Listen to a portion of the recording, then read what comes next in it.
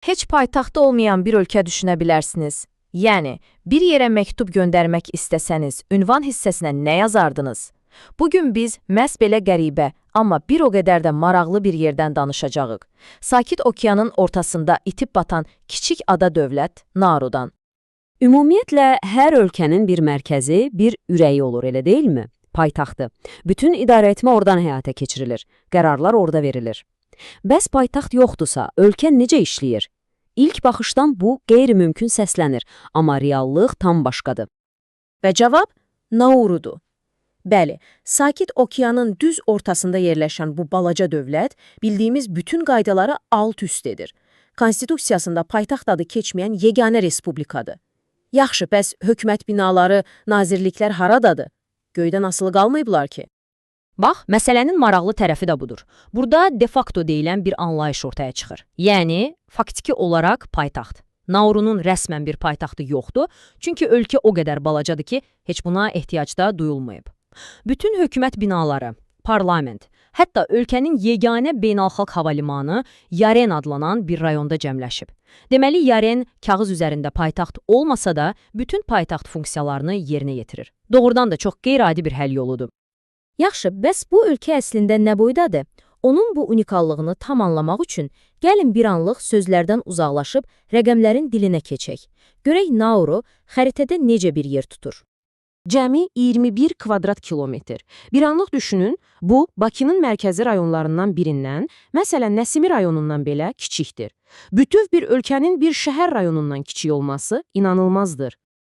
Bəli, yanlış eşitmədiniz. Vatikan və Monakodan sonra Nauru bizim planetin 3-cü ən kiçik müstəqil dövlətidir. Və bu kiçicik torpaq parçası 12 mindən bir az çox insanın evidir. Coğrafi mövqeyi isə lap başqa aləmdir. Ada ekvatordan cəmi cümlətanını təxminən 40 kilometr cənubda yerləşir. Bu nə deməkdir? Bu o deməkdir ki, burada fəsil deyə bir şey yoxdur. İl boyu daimi tropik istiliklər, bol günəş və rütubət. Və indi bəlkə də ən heyrətləndirici rəqəmə gəldik. 30 kilometr. Bu rəqəm təkcə adanın sahil xəttinin uzunluğu deyil. Bu həm də bütün ölkəni başına dolanan yeganə əsas yolun uzunluğudur. Yəni, maşını işə salıb yarım saata bütün ölkəyə bir dövrə vura bilərsiniz. Yaxşı, bu qədər kiçik, bu qədər uzaq bir ada necə oldu ki, bir vaxtlar dünyanın ən varlı ölkələrindən birinə çevrildi? Cavab, adanın torpağının altındakı bir xəzinədə gizlənir. Fosfat.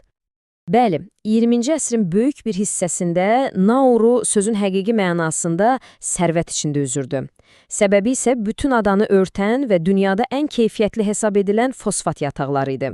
Bu təbii sərvət sayəsində Nauradan başına düşən gəlirə görə bir çox inkişaf etmiş ölkəni belə geridə qoyurdu. Bu hekayə 1907-ci ildə xarici şirkətlərin adanın bu qiymətli sərvətini çıxarmağa başlaması ilə start götürür. 1970-ci ildə isə müstəqillikdən sonra Nauru nəzarəti öz əlinə alır və əsl qızıl dövr başlayır. Amma hər nağılın bir sonu olduğu kimi bu da istisna deyildi. Bugün yataqlar demək olar ki, tükənib. Amma Ronfos adlı bir şirkət hələ də qalan ehtiyatları çıxarmağa çalışır. Amma bu sərvətin ödənilməsi gərəkən bir bədəli var idi. Özü də çox ağır bir bədəl. Fosfat hasılatı ölkəyə böyük pullar gətirsə də, onun təbiətini əlindən aldı. Bir vaxtlar sıx tropik meşələrlə örtülü olan adanın mərkəzi indi sanki başqa bir planetin səthinə bənzəyir.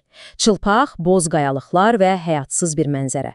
Bu, iqtisadi rifahın ətraf mühitin necə məhv edə biləcəyinin canlı, kədərli bir nümunəsidir.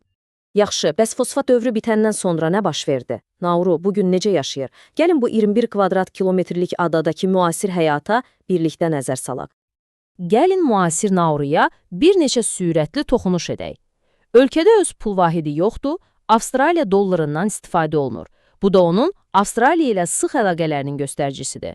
14 çox kiçik rayona bölünüb və çox maraqlıdır ki, şirin su ehtiyatları olduqca məhduddur. Əsasən, bu ada laqunna və yağış sularına möhtacdılar. Bu da həyatın bu adada nə qədər kövrək olduğunu göstərir. Bax, Bu müqayisə əslində Naurunun bütün iqtisadi hekayəsini gözümüzün önündə canlandırır. Bir vaxtlar bütün gələcəyini fosfata bağlayan ölkə indi ayaqda qalmaq üçün tamam başqa yollar tapmalı olub. Okeandakı balıqçılıq hüquqlarını başqa ölkələrə satmaq və Avstraliyadan aldığı maliyyə yardımları bugün iqtisadiyyatın demək olar ki, əsasını təşkil edir. Bütün bu iqtisadi, coğrafi çətinliklərə baxmayaraq, Naurunun çox güclü, özünə məxsus bir kimliyi var. Bu kimliyi isə ən aydın şəkildə onun simvollarında, xüsusilə də bayrağında görmək mümkündür. Naurunun bayrağına baxanda sadəcə bir parça görmürsünüz, əslində onun bütün hekayəsini oxuyursunuz. O dərin mavi fon adanı əhatə edən sonsuz sakit okeanıdır. Ortadan keçən sarı xətt isə adanın bir neçə kilometrliyindən keçən ekvatordur. Bəs o ağ ulduz? Ulduzun özü Naurunun ekvatora nəzərən mövqeyini göstərir və 12 güşəsinin hər biri bu xalqı yaradan 12 qədim qəbilənin simvoludur. Bütün bir tarix bir bayrağa sığıb. Beləliklə, Naurunun bu qeyri-adi hekayəsi bizə nəyi göstərir? O, sübut edir ki, bir ölkənin dünyadakı əhəmiyyəti onun kvadrat kilometrləri ilə deyil, hekayəsinin dərinliyi ilə ölçülür. Rəsmi paytaxtı olmayan, sərvətin həm nemətini, həm də lənətini görən, amma hər şeyə rəğmən öz kimliyini və 12 qəbiləsinin mirasını qoruyub saxlayan bu unikal millət, coğrafiyanın və tarixin bizə təqdim etdiyi ən maraqlı dərslərdən biridir.